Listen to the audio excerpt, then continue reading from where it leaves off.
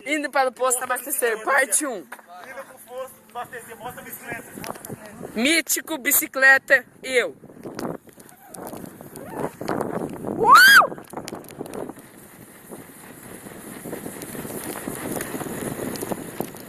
Indo para o posto abastecer a bicicleta.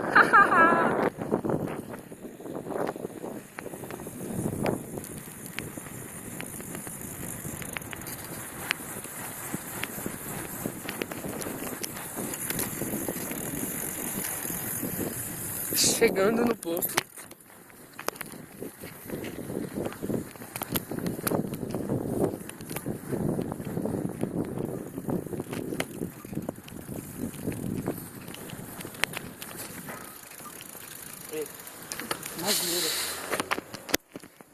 Ei, abastece a bike aí.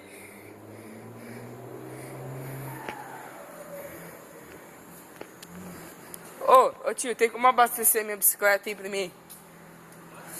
Tem como abastecer a bicicleta aí pra mim? É flex. É flex, tem como abastecer pra mim? Quanto que custa pra abastecer? Ou quanto que custa? Quanto você acha que cabe no tanque dessa bicicleta aqui? Uns 10 litros. Uns 10 litros? Uns 10 litros dá quanto, sei lá? Uns 5? Vai dar 28. R$28? Tá meio caro, hein? Tem como fazer o preço mais baixo? Você tem que ir ali no gerente? Você não pode falar pra mim? Eu não posso demorar, tem que ir pra Maringá. Nunca mais.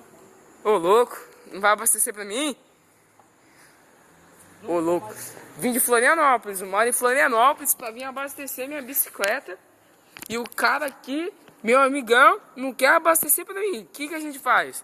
Posagem na posada. Que posada? Na posada lá em cima. No outro posto lá em cima. Sem cabelo. Não. Ué? Deixa eu só parar minha moto aqui. Olha lá, ó. Meu pessoal, ó. Tá todo mundo esperando com a moto. Com a minha moto, precisa abastecer o tanque dela. Deixa eu ver se é aquela farolha aqui. É. Eu vi carro nomeando aqui, ó. Não, não, mas lá não é a gente não. Tem um moleque, vizinho meu, que tem essa luzinha também.